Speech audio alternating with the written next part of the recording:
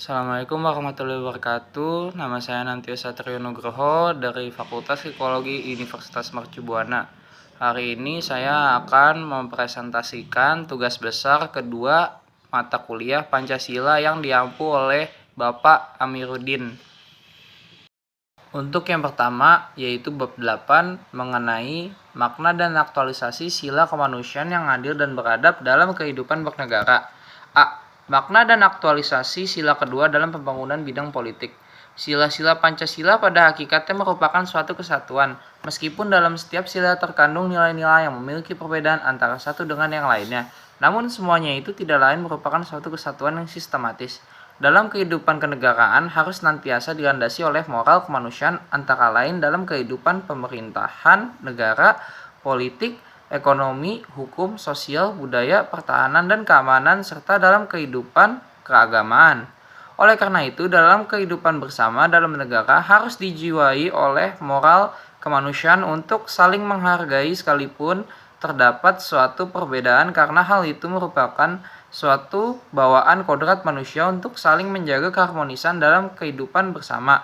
Nilai kemanusiaan yang adil mengandung suatu makna bahwa hakikat manusia sebagai makhluk yang berbudaya dan beradab harus berkodrat adil. Hal ini mengandung suatu pengertian bahwa hakikat manusia harus adil dalam berhubungan dengan diri sendiri, adil terhadap manusia lain, adil terhadap masyarakat, bangsa dan negara, adil terhadap lingkungannya, serta adil terhadap Tuhan Yang Maha Esa. Di dalam sila kedua, kemanusiaan yang adil dan beradab telah tersimpul cita-cita kemanusiaan yang lengkap, yang memenuhi seluruh hakikat makhluk manusia. Kemanusiaan yang adil dan beradab adalah suatu rumusan sifat keluhuran budi manusia. Dengan kemanusiaan yang adil dan beradab, maka setiap warga negara memiliki kedudukan yang sederajat dan sama terhadap undang-undang negara. Memiliki hak dan kewajiban yang sama, setiap warga negara dijamin haknya serta kebebasannya yang menyangkut hubungan dengan Tuhan, dengan orang-orang seorang, dan dengan negara, dengan masyarakat, dan menyangkut pula kemerdekaan yang menyatakan pendapat dan mencapai kehidupan yang layak sesuai dengan hak asasi manusia. B. Makna dan aktualisasi sila kedua dalam pembangunan bidang ekonomi. Menyambut tantangan ke depan bangsa Indonesia dalam menghadapi era globalisasi ekonomi, ancaman bahaya laten terorisme, komunisme, dan fundamentalisme merupakan sebuah tantangan tersendiri bagi bangsa Indonesia.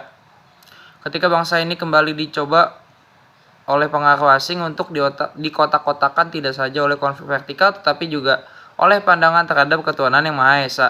Salah satu tolak ukur sisi humanistik dari ekonomi adalah keadilan. Tidak adanya diskriminasi bagi setiap warga negara berarti mengakui bahwa di balik setiap perbedaan warga negara terdapat sebuah kesamaan, yaitu sebagai manusia yang sama-sama memiliki hak dan kewajiban setara yang diakui oleh undang-undang dan dilandasi nilai-nilai kemanusiaan universal. Keadilan sosial sebagai sila pamungkas Pancasila seyogianya juga menjadi tujuan dari pelaksanaan ekonomi di Indonesia. Pemerataan ekonomi yang akan dicapai tidak hanya untuk mewujudkan pembangunan ekonomi yang humanistik, namun juga mengamalkan amanat yang terkandung dalam pembukaan Undang-Undang 1945. C. Makna dan aktualisasi sila kedua dalam pembangunan sosial budaya. Penerapan sila kedua di dalam lingkungan masyarakat seperti yang dilakukan oleh lembaga-lembaga swadaya masyarakat yang memberikan penyuluhan tentang bagaimana cara hidup bernegara yang baik. Penyuluhan yang dilakukan tidak hanya dengan cara formil dalam kurang mengajarkan cara menjadi warga negara yang baik, tetapi dapat dengan cara-cara seperti gotong royong, membersihkan lingkungan, siskampling, dan cara-cara lain yang dapat mengajarkan secara langsung apa artinya tenggang rasa antara sesama manusia. Pada era sekarang ini teramat sulit menemukan sikap penghargaan di lingkungan pendidikan. Anak didik saat ini terbiasa dengan penggolongan-penggolongan berdasarkan status sosial seperti adanya pemberian status si kaya dan ada si miskin. Sikap seperti itu menjadikan toleransi antara sesama menjadi sangat menyedihkan. Oleh karena itu, dalam pengembangan sosial budaya pada masa reformasi dewasa ini, kita harus mengangkat nilai-nilai yang dimiliki bangsa Indonesia sebagai dasar nilai, yaitu nilai-nilai Pancasila itu sendiri.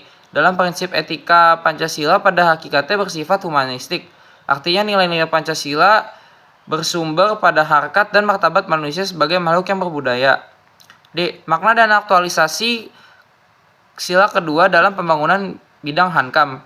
Sebagai warga negara, kita memiliki kewajiban untuk hidup bernegara sesuai dengan dasar-dasar negara kita. Perilaku-perilaku yang menyimpang seperti adanya sikap premanisme yang brutal seperti yang kita lihat dalam kejadian kasus sidang Blowfish di daerah pengadilan negeri Jakarta Selatan menunjukkan bahwa perlunya pendidikan kewarganegaraan bagi masyarakat, baik itu di jenjang pendidikan formal ataupun pendidikan berwarga negara di dalam lingkungan masyarakat.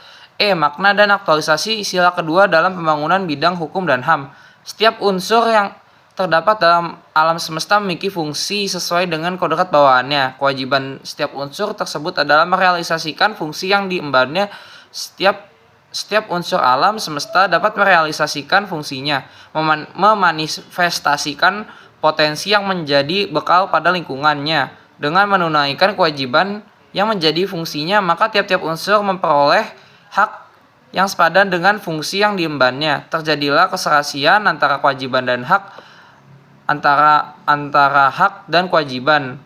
Apabila masing-masing unsur dalam alam semesta ini telah menunaikan fungsinya secara tepat dan benar, maka akan terjadi ketertiban, keteraturan, ketentraman, dan kedamaian. Selanjutnya ada bab 9 mengenai makna dan aktualisasi sila persatuan Indonesia. A.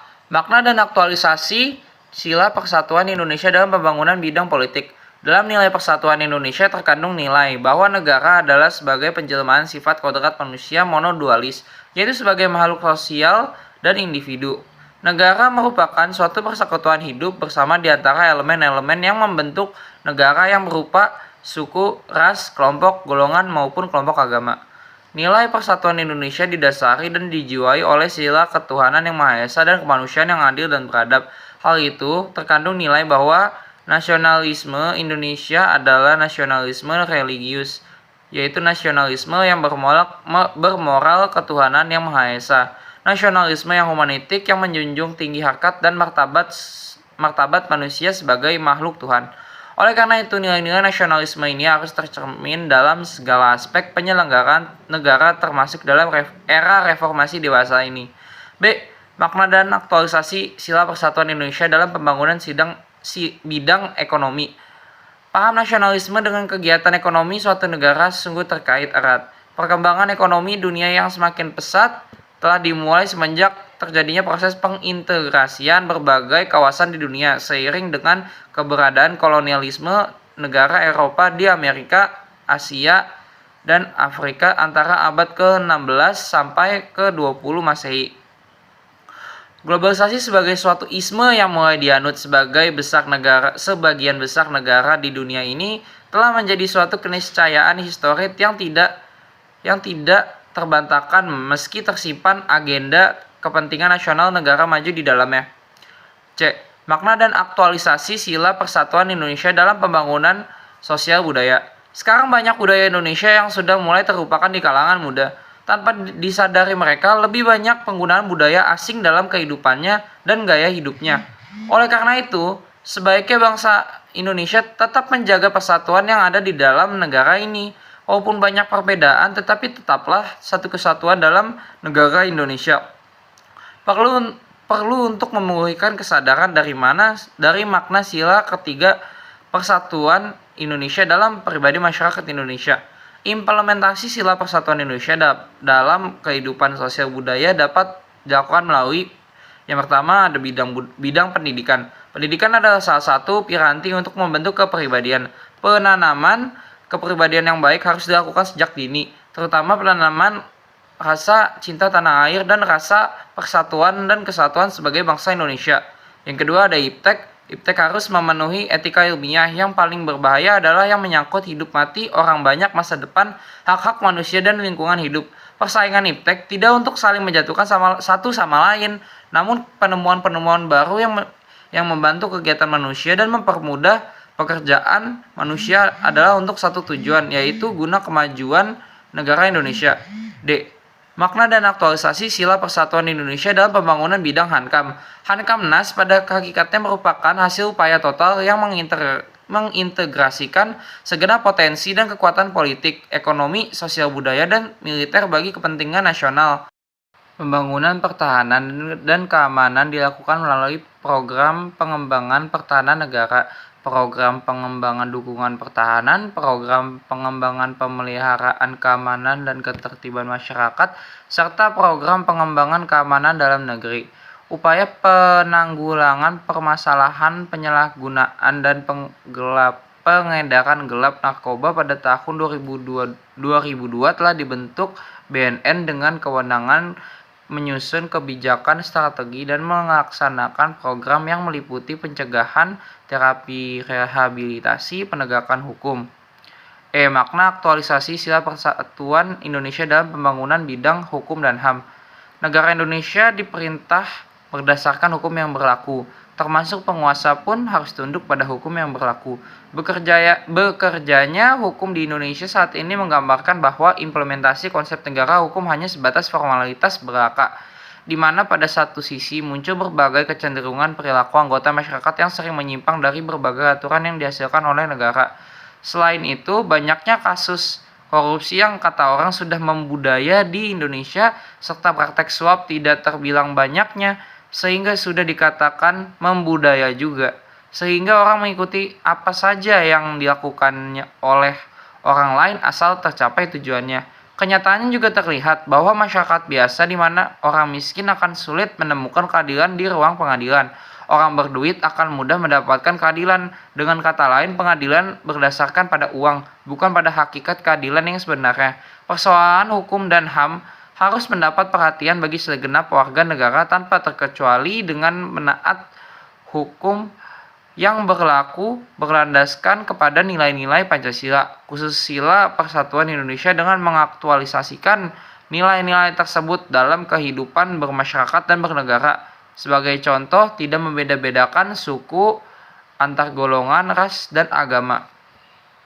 Setelah itu ada bab 10 mengenai makna dan aktualisasi sila kerakyatan yang dipimpin oleh hikmat kebijaksanaan dalam permusyawaratan perwakilan dalam kehidupan bernegara.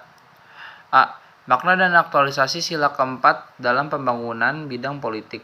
Sifat demokrasi daripada negara kita memiliki dua dasar yang kuat, kekal tak berubah di dalam hidup kenegaraan kita. Ialah dasar filsafat negara kita dan dasar politik negara kita sebagai penjelmaan daripada dasar filsafat negara kita. Sebagai warga negara dan warga masyarakat, setiap manusia Indonesia memiliki kedudukan serta hak dan kewajiban yang sama. Tidak boleh memaksakan kehendak kepada orang lain dan mengutamakan musyawarah untuk kepentingan bersama, melaksanakan hasil keputusan musyawarah dan melaksanakan hasil keputusan musyawarah. Di dalam musyawarah diutamakan kepentingan bersama di atas kepentingan pribadi dan golongan. Musyawarah dilakukan dengan akal sehat dan sesuai dengan hati nurani yang luhur. Pembahasan sila keempat adalah demokrasi. Demokrasi yang mana dipimpin oleh hikmat kebijaksanaan. Pemimpin yang hikmat adalah pemimpin yang berakal sehat, rasional, cerdas, terampil, dan seterusnya pada hal-hal yang bersifat fisik, jasmaniah. Sementara kebijaksanaan adalah pemimpin yang berhati nurani, arif, bijaksana, jujur, adil, dan seterusnya pada hal-hal yang bersifat psikis atau rohaniah. B. Makna aktualisasi sila keempat dalam pembangunan bidang ekonomi. Mengacu pada pasal 33 UUD 1945, ada tiga unsur demokrasi ekonomi, yaitu produksi, aspek distribusi, dan aspek kepemilikan usaha bersama oleh rakyat.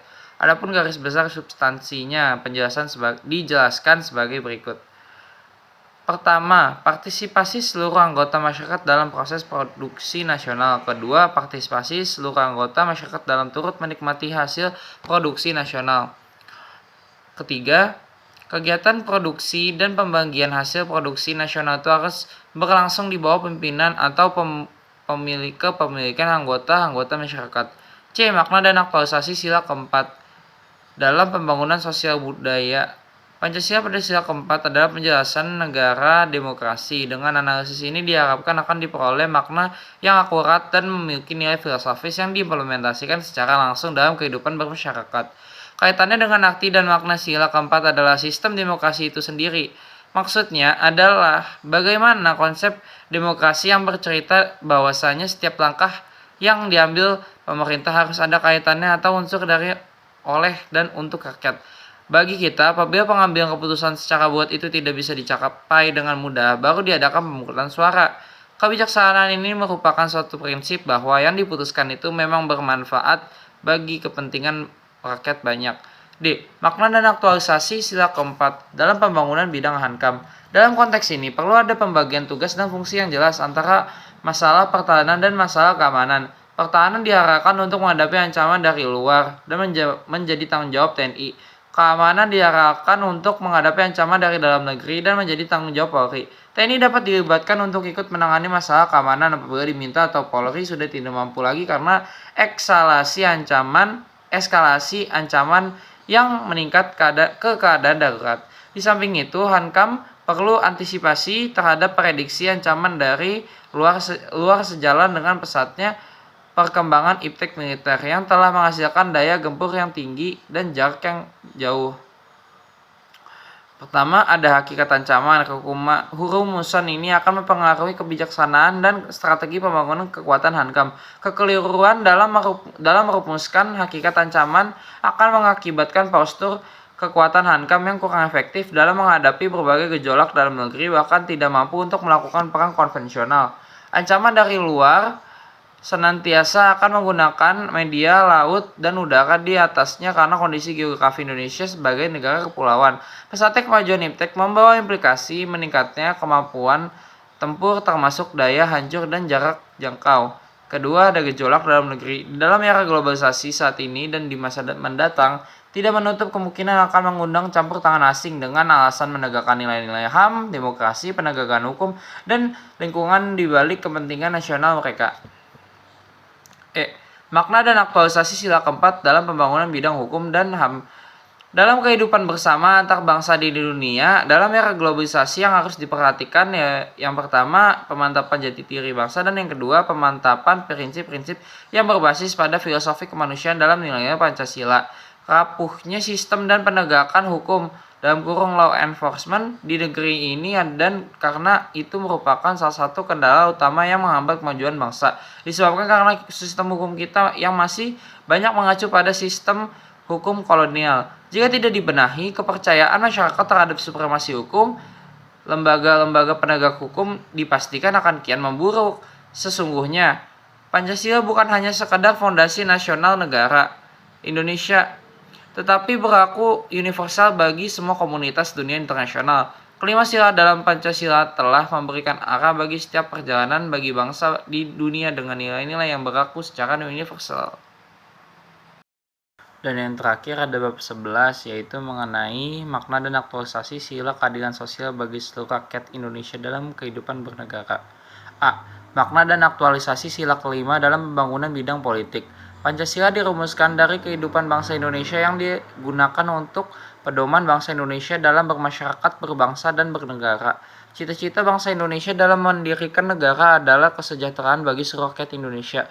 Tidak ada maknanya suatu kesejahteraan jika hanya untuk sebagian kecil dari rakyat Indonesia, karena akhirnya yang tidak memperoleh kesejahteraan ini akan menjadi beban dan tanggungan negara. Aktualisasi dalam kehidupan bermasyarakat dan bernegara melalui keadilan sosial bagi seluruh rakyat Indonesia dalam bidang politik dapat dipertimbangkan melalui alternatif berikut, seperti contohnya adalah memperhatikan keseimbangan hak dan kewajiban masing-masing warga negara. B. Makna dan aktualisasi sila kelima dalam pembangunan bidang ekonomi. Sila keadilan sosial bagi seluruh rakyat Indonesia dapat diuraikan secara singkat sebagai suatu tata masyarakat adil dan makmur, sejahtera lahiriah batiniah yang setiap warga mendapatkan segala sesuatu yang telah menjadi haknya sesuai dengan hakikat manusia adil dan beradab. Pemerataan perekonomian di Indonesia masih perlu dilaksanakan. Hal ini perlu dikarenakan pertumbuhan ekonomi antar daerah masih berbeda. Jika pertumbuhan perekonomian Indonesia tidak merata, ini menyebabkan ketertinggalan suatu daerah dengan daerah lain. Pemerintah dalam mengatasi hal ini menggalakkan pemerataan penduduk, pemerataan perekonomian dengan program pinjaman modal dan lain-lain. Dalam mengaktualisasikan sila keadilan sosial bagi seluruh rakyat Indonesia Dalam bidang ekonomi dapat dilakukan dengan sikap berikut ini. Yang pertama, suka memberikan pertolongan kepada orang lain agar dapat berdiri sendiri. Kedua, tidak menggunakan hak milik usaha-usaha yang bersifat pemerasan terhadap orang lain. Ketiga, tidak menggunakan hak milik untuk hal-hal yang bersifat pemborosan dan gaya hidup mewah. Keempat, tidak menggunakan hak milik untuk hal-hal yang bertentangan dengan atau kepentingan umum. C. Makna dan aktualisasi sila kelima dalam pembangunan sosial budaya.